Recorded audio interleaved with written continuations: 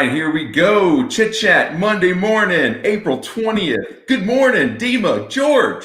Good morning. How are you doing today?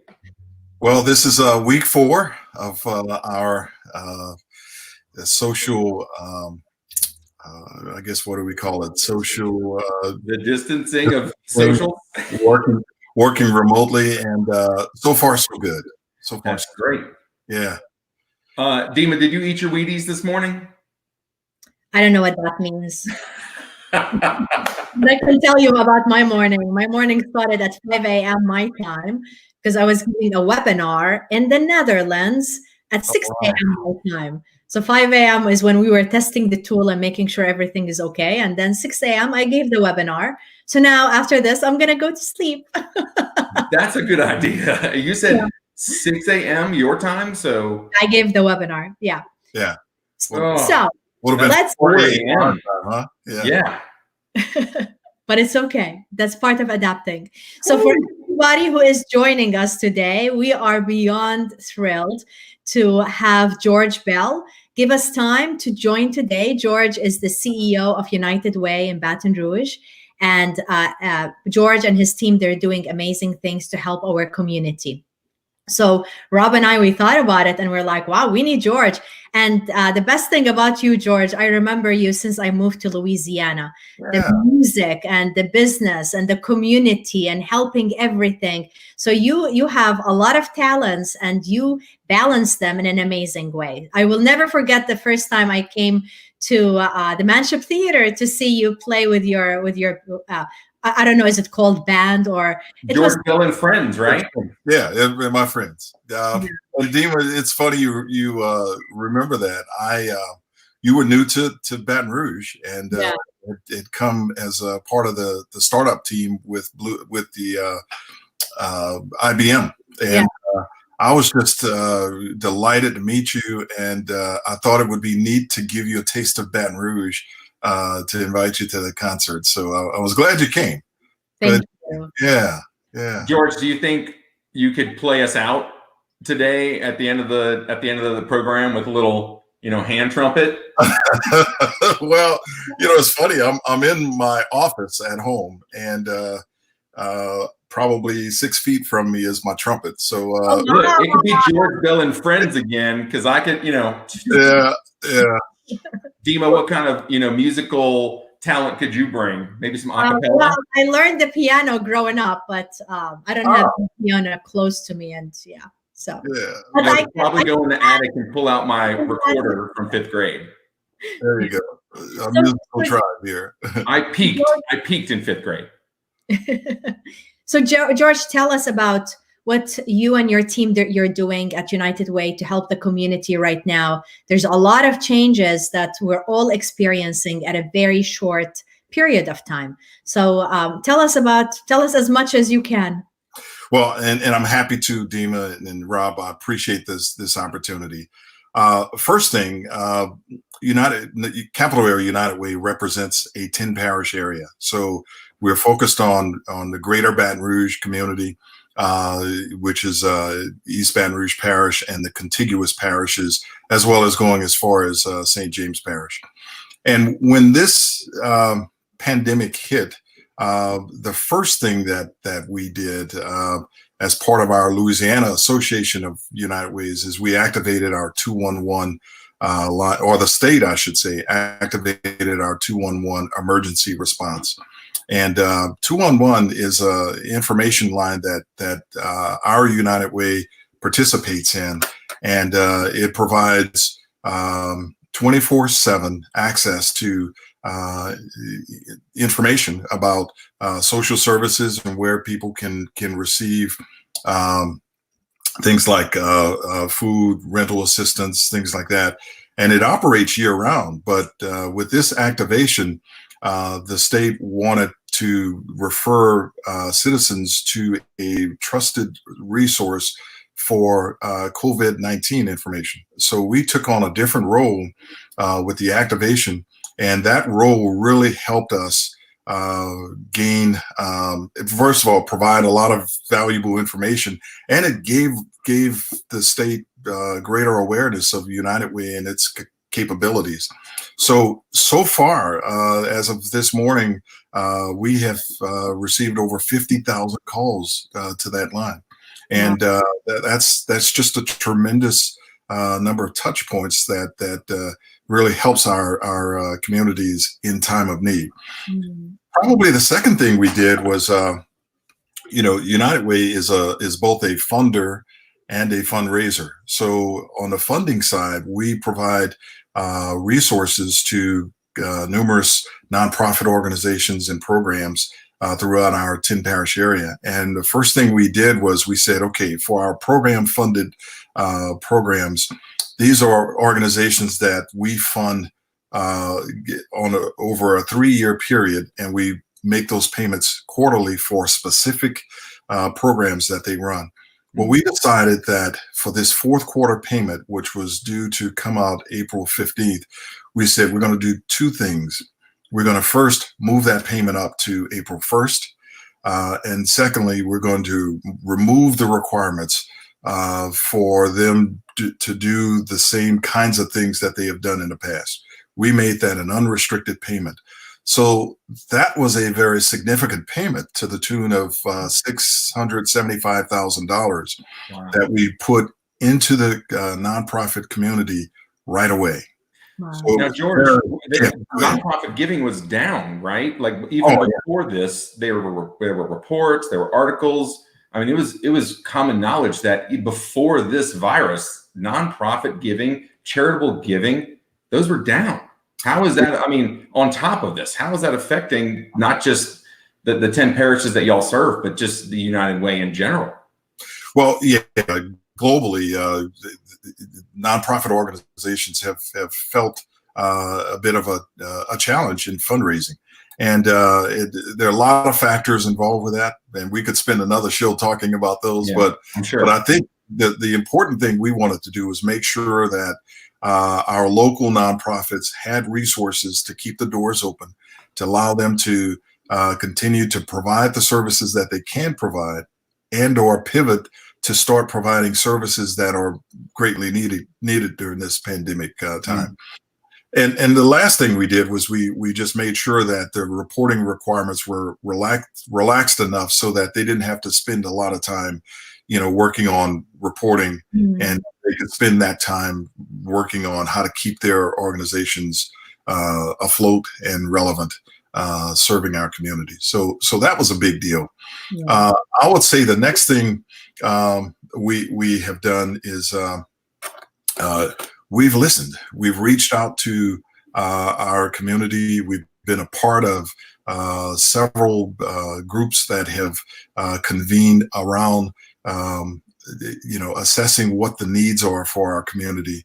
And, that's embedded in United Way. We are very community driven. We're very data driven, and we have really stepped up our efforts to make sure we're listening to the voices of the folks that are on the ground and on the front line. So we've gotten involved in helping hospitals with their PPE needs by reaching out to our corporate base. We have a number of corporate, over 250 corporate partners that support United Way, and many of them are in the industrial space. So we reached out to them and asked them if they had any surplus or excess PPE that they could make available for our healthcare frontline providers. So we got involved with that.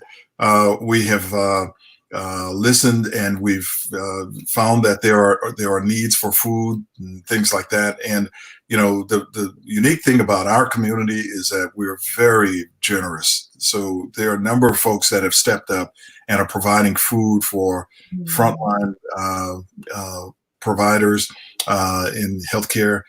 They're providing food for different shelters and areas that are in need. So we've just really tried to find our spot in helping to facilitate the continuation of those services. You always seem to find a way. Well, that's in our DNA. We are always listening. We're always looking for, and I kind of kid in life, professionally, I've always been a connector. I've always tried to connect people with opportunities, resources with needs. So after a 30-year healthcare career, I step into a role with an organization that is probably the epitome of connector when it comes to nonprofits. So I love what I do. I love the challenge of being that connector for our communities. And it really is quite rewarding when you're able to make a difference in doing it. Can I ask one more question, Dima? Yeah, Rob.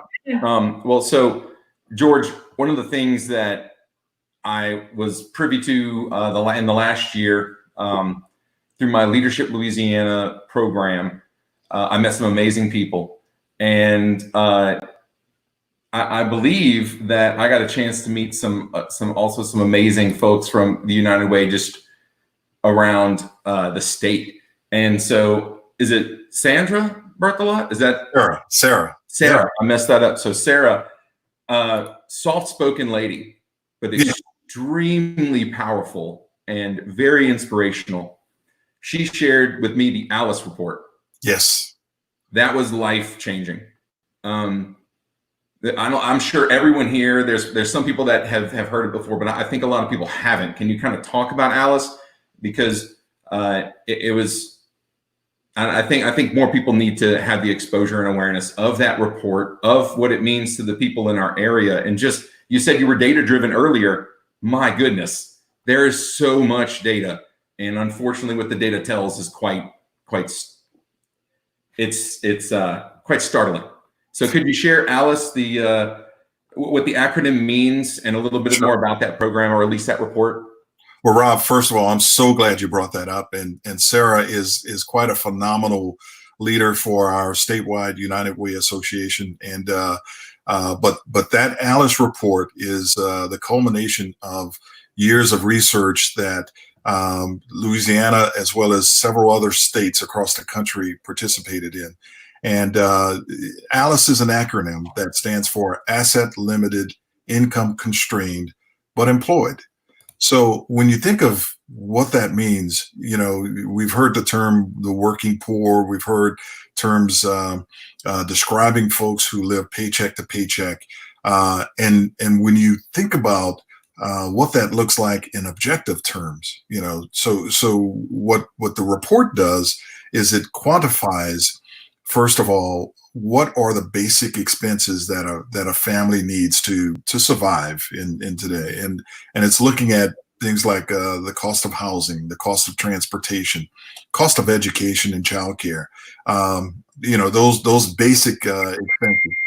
Then the next thing it does is it looks at how much people make in different communities, and when you look at that Alice, those Alice numbers in different areas.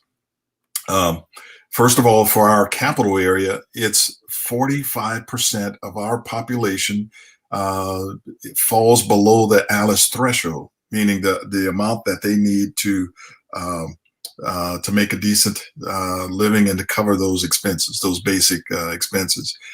In East Baton Rouge Parish, it's 47%. So when you take a step back, and this is data, this is was in our most recent report, which was last year, but it was from 2016. So it did take into account the great flood of 2016. But when you look at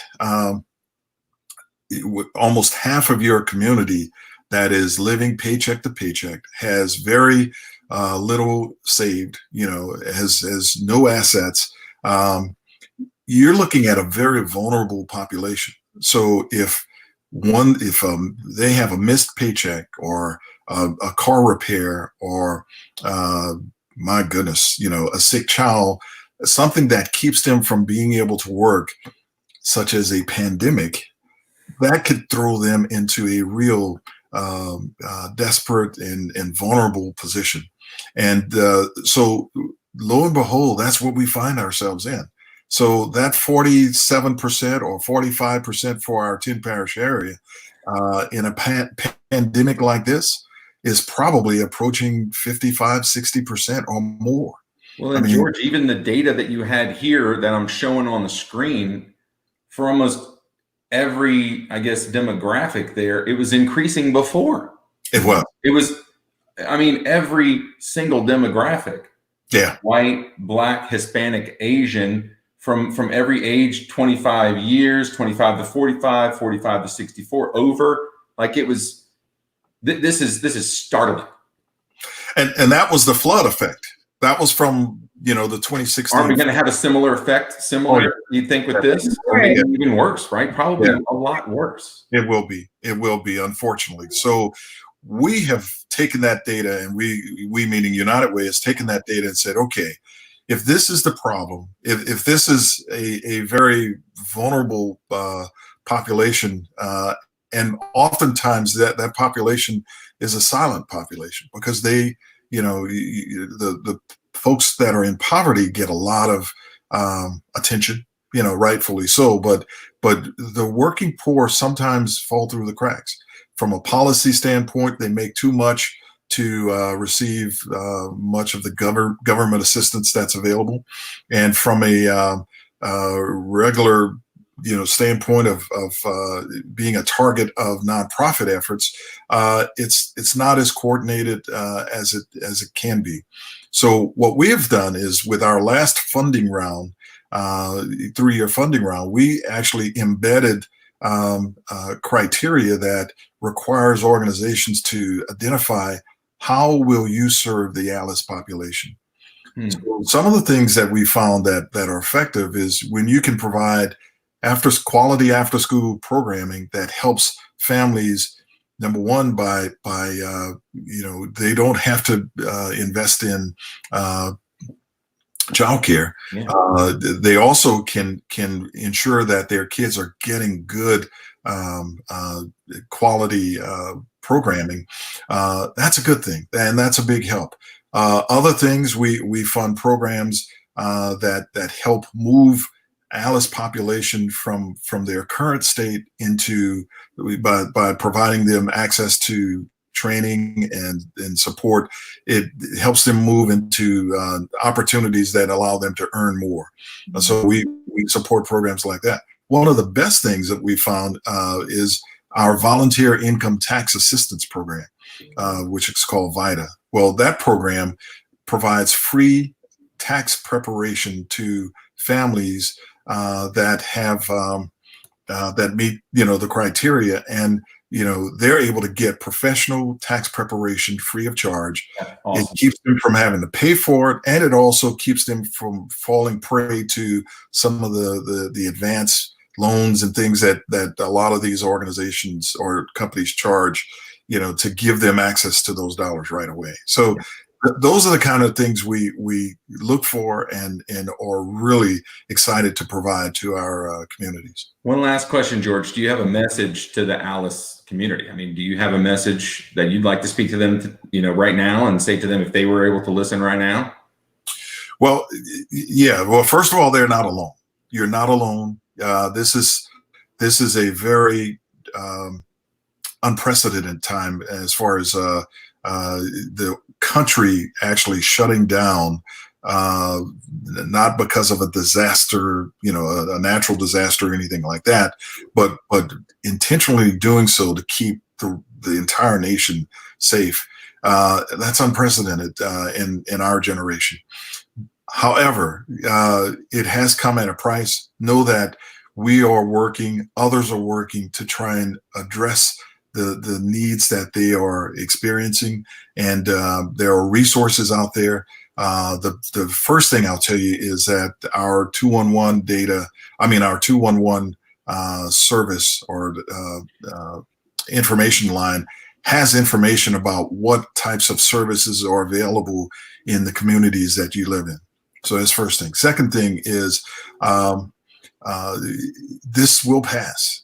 This is, it feels painful and it feels, I can only imagine what some folks are struggling with, but this will pass. This isn't a permanent situation, and we will come through this. But this is a necessary step that we have to take in order to weather the potential exposure to this virus. So those two things come into mind. And then seek out resources. One of the things we're doing with and information. One of the things we're doing with the mayor's office in Baton Rouge is we're participating in a series of webinars that are designed to help provide information about what folks can do to around how to make the best use of the payment that folks are receiving. So these are webinars that are occurring twice a week, and you can get information on those. And I don't have that web address in front of me, Sure. but it's done by the mayor's office, and you can check the or you can call United Way as well. Got it. Information. So George, for our viewers who have the means and are able to help, what can you tell them in order for them to help you and your team as you are helping so many others? Well, I think first thing is be sensitive to the fact that there are needs out there. There are individuals and folks that have needs, and they may be right. It may be your neighbor, maybe a church member, and social isolation has been tough on some folks because they don't get that interaction. So they're kind of out of sight, out of mind. But pick up the phone, reach out to people that are that you think may be in need of a friendly voice or just a kind gesture. Number two is seek out those organizations that are doing good work. We started our COVID-19 relief fund as a means to raise capital, to raise funds that we could use to put into to invest into organizations that are doing this work.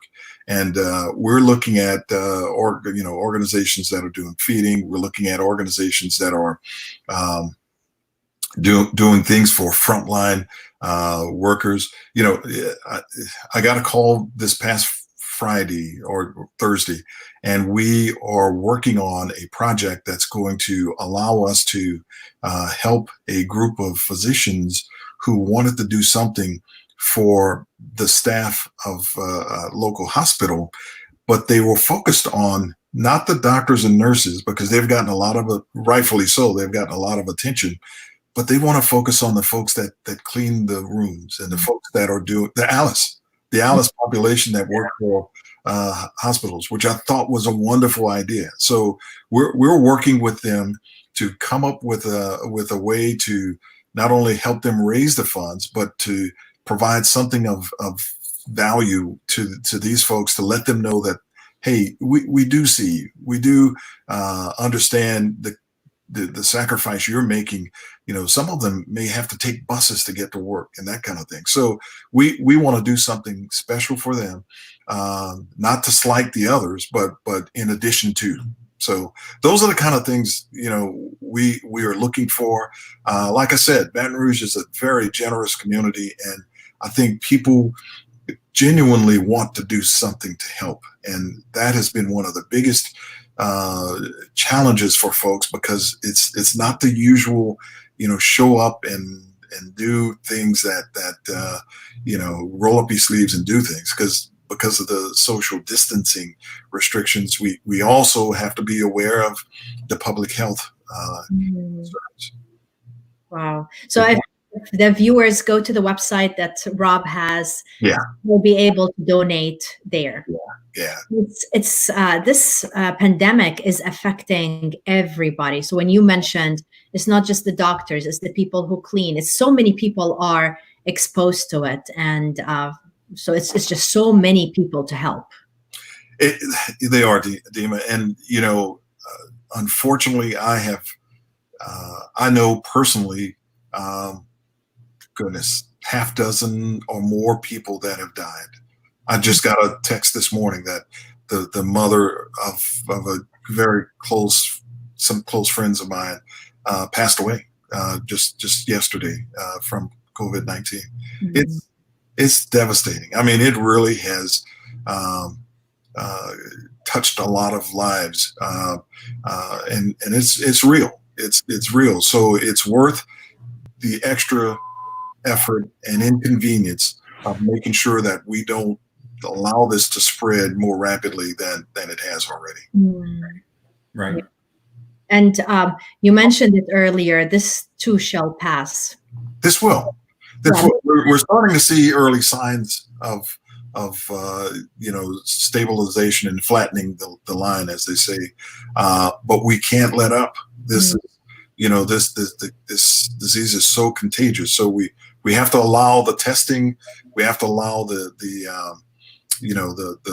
efforts that have gone into social distancing to continue to carry us through to a point where this becomes certainly more manageable and less of an issue for us. Yeah. Yeah. So, George, I want to ask you about something else. Anytime I mention your name to your team, the first thing I hear is how amazing leader you are. It's wonderful. It's aligned with your brand, George equals leadership. So tell us about what you're doing right now to help your team and to demonstrate the importance of leadership. Well, thank you for that, Dima. First of all, just being in tune to your team, individually as well as collectively.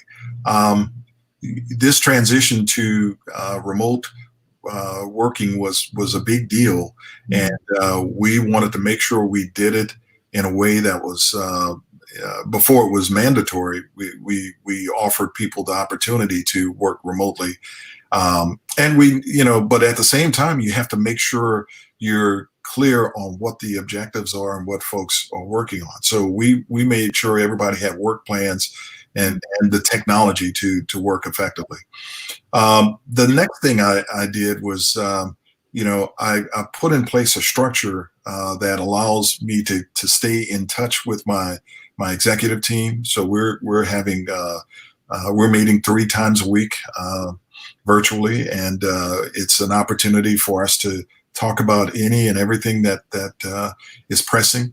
And as you know, in a time like this, things change rapidly. You have a lot of moving targets and things that emerge that weren't there the day before, even the hour before. So we do a lot of that.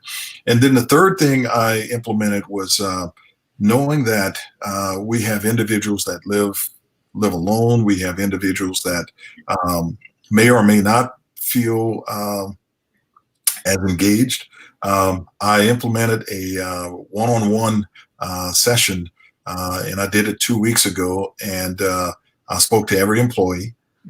And I usually ask, well, first of all, I said in these meetings, when I announced that I was going to do it, I asked each person to think about 3 things that could help our organization that we're not doing. So help our organization, help our community. And what that does is it kind of creates, I want to tap into their creative brain power, because, everything is different now. So we're working remotely, all of these things are different. So in doing so, it gives you a chance to look at what we normally do and turn it on its head and look at it differently. So I asked them to be prepared to share those things.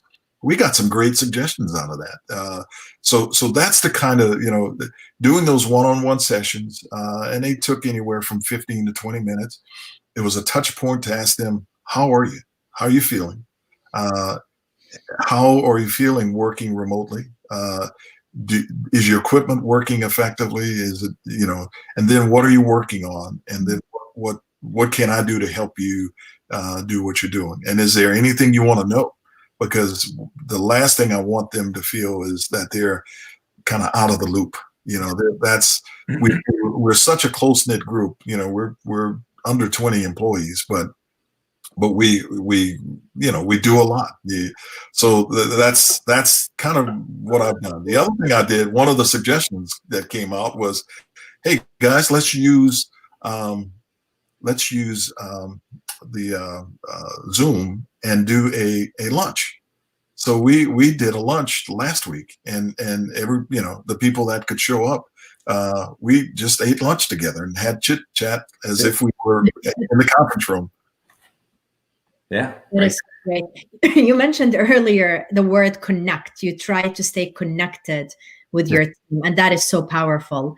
It is being really intentional, because it's easy for us to get so busy right now with everything we're doing and dealing with and all the changes. So to be intentional, to have the one-on-ones, to ask them the questions, and I like the list of questions you ask them, and to bring them together. So otherwise, because everybody is so scared right now, and I'm sure a lot of people in your team, they may feel low because they're seeing firsthand all the sad things that our community is facing.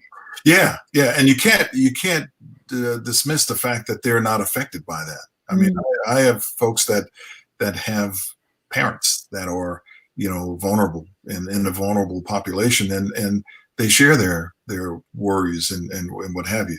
I have employees that have kids and they're at home with those kids. Yeah. So that's another kind of challenge that sometimes it's just good to know that your leadership understands those challenges, and we can kind of give them the support they need to deal with both. Yeah.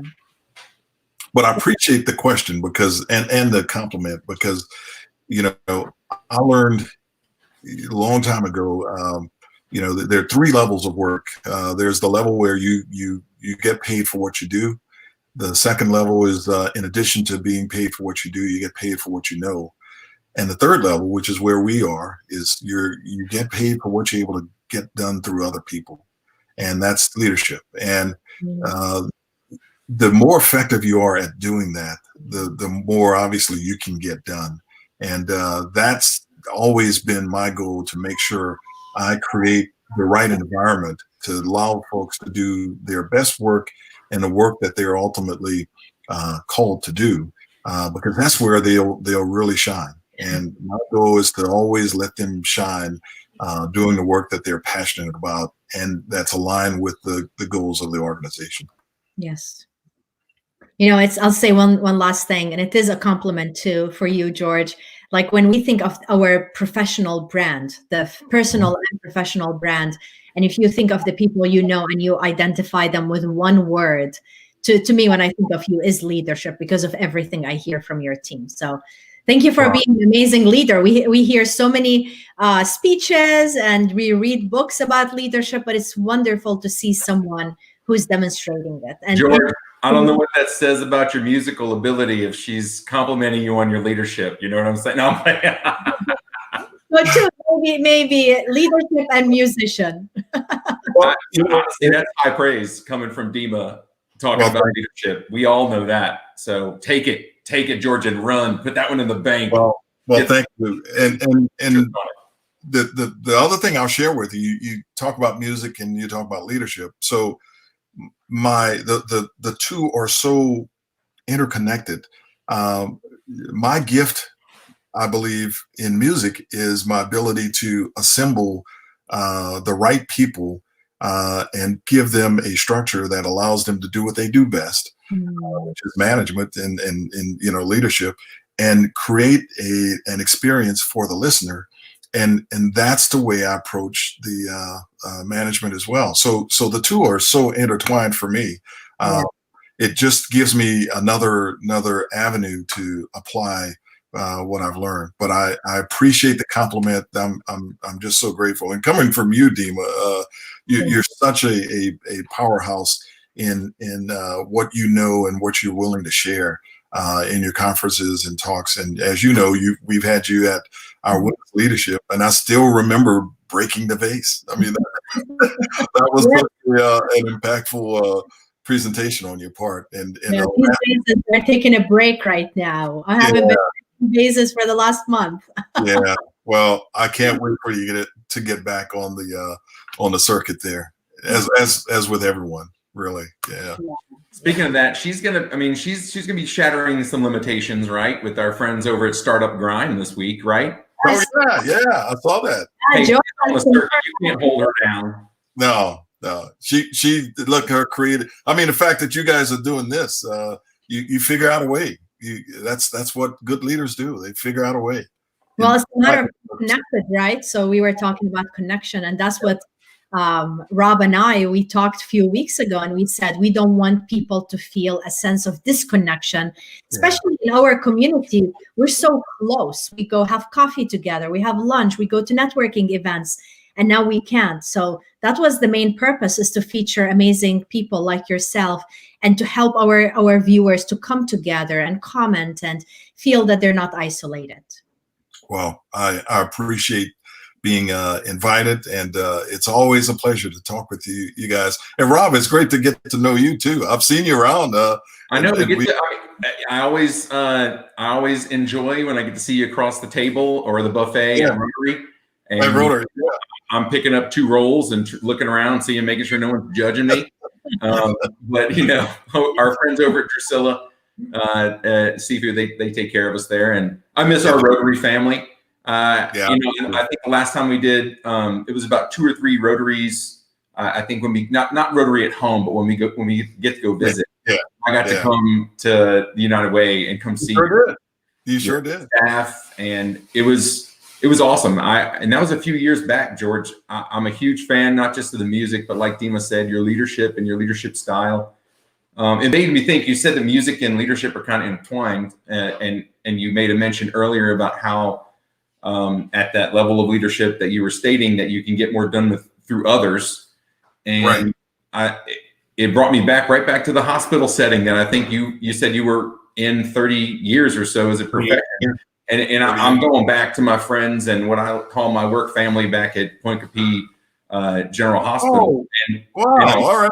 And I'm thinking, it isn't just the nurses and the doctors. They're great, but just like any good business, any good organization, nonprofit, any education or school, it requires a support system. And just like the hospitals, everyone's on the front lines there.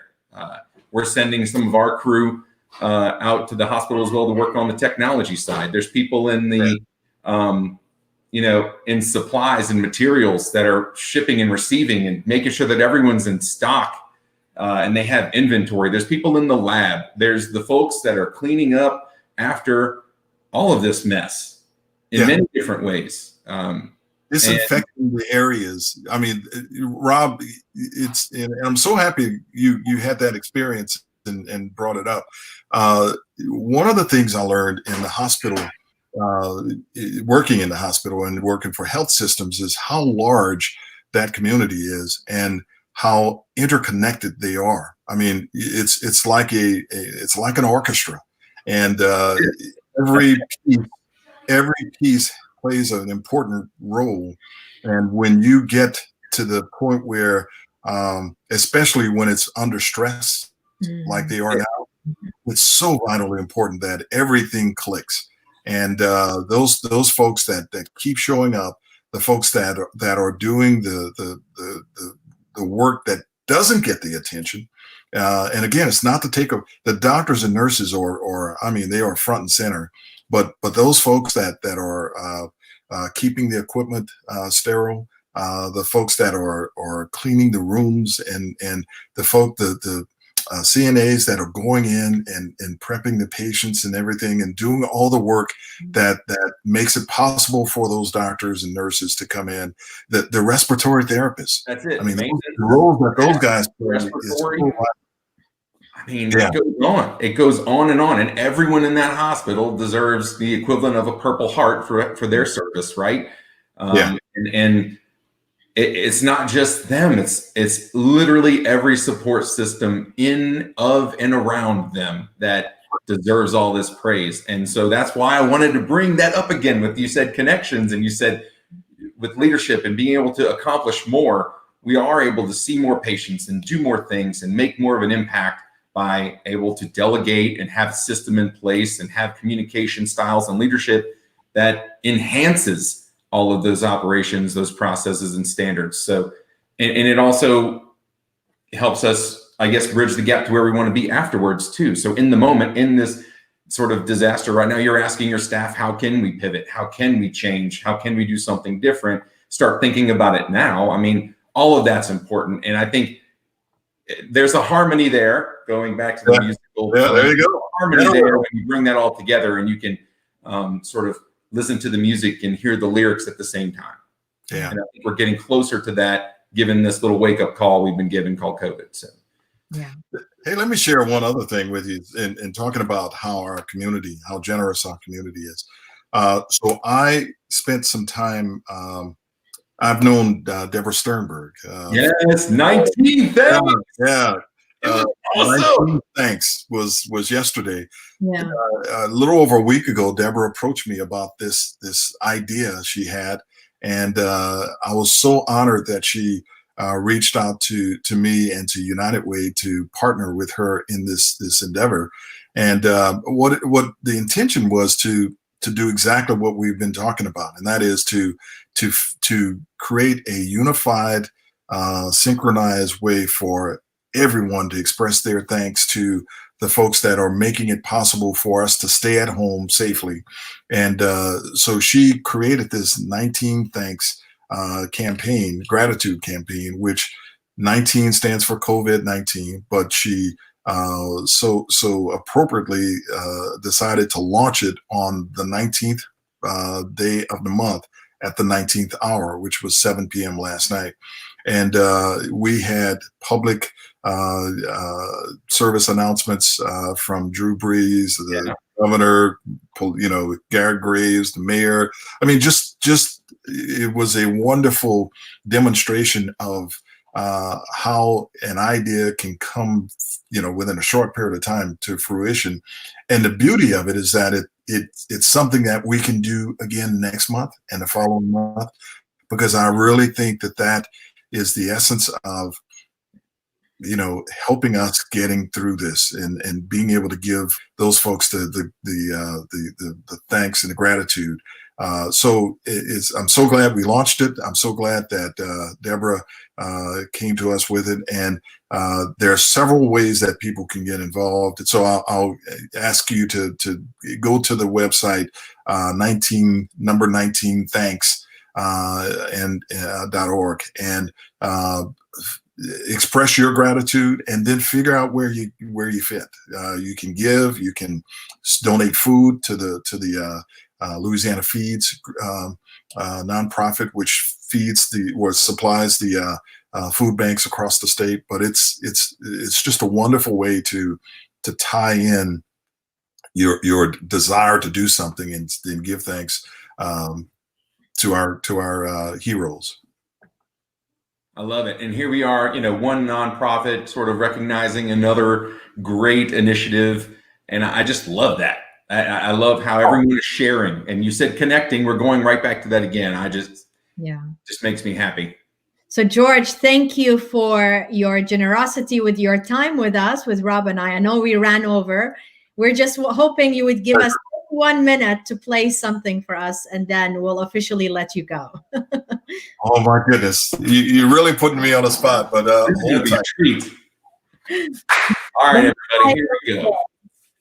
You are now going to be given the amazing pleasure of listening to a spectacular performer. We already talked about the leadership, but everybody, take a nice little listen over here to George Bell and his amazing trumpet skills.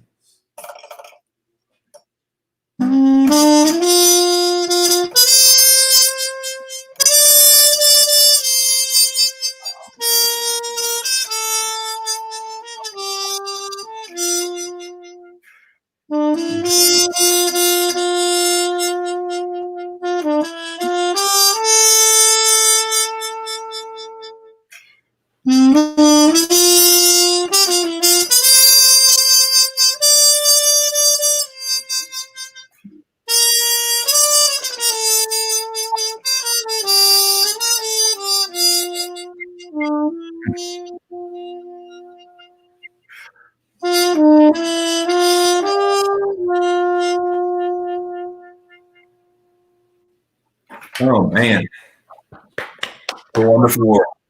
Thank you, George. This was amazing. Thank you. It was so amazing. We had to run over the time with you. A pleasure. A pleasure. Thank you all. That was our pleasure. You got me fired up on that one. Well, thank you. Thank you, George. Thank you so much for that. Thank you for the Capital Area United Way. Thank you, Dima, for putting up with me. And thank you, everyone, for tuning in. This has been amazing. See you on Wednesday. Have a great one, everybody. Remember to go to 19thanks.org and go to the United Way website as well to contribute. Let's stay together. Let's continue to support our community. And as George said, this shall pass. Yeah. I love it. Thank you, everybody. Have a great one. Thank you. Bye.